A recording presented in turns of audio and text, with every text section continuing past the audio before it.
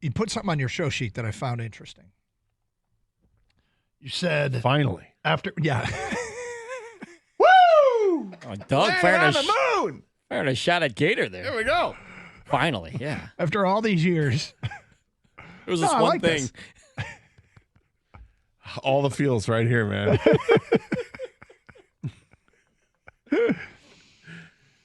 You wrote, after watching a couple of practices, this guy should be just fine.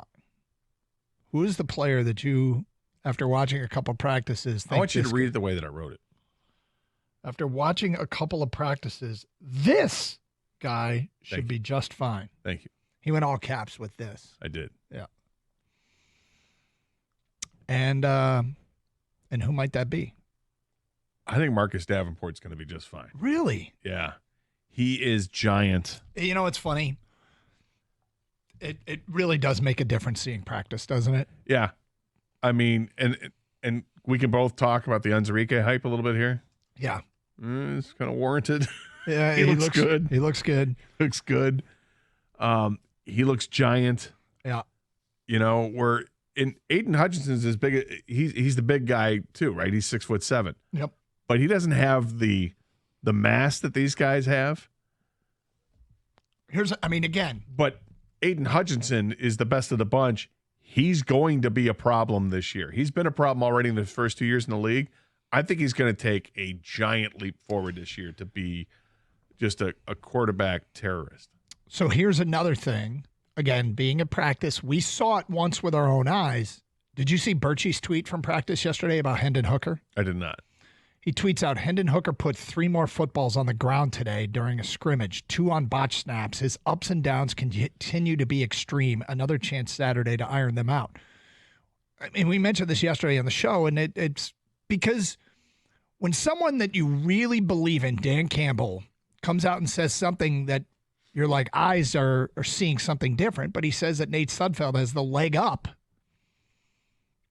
on the backup quarterback position, and yet when we watch the games, really, does he really have the leg up on the backup quarterback position?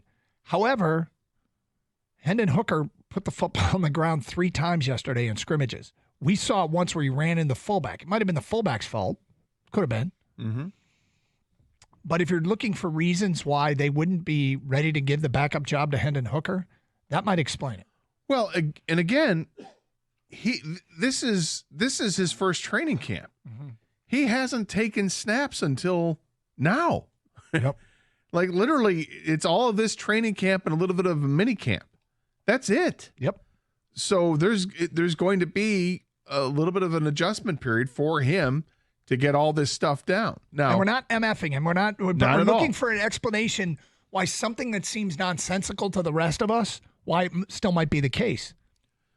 Now, when the regular season starts, you don't have to proclaim who the number 2 guy is until you need a number 2 guy, and you'll know who it. The coaching staff will know. But when regular season starts, the number of reps that you get as a backup quarterback dwindles significantly, as they should.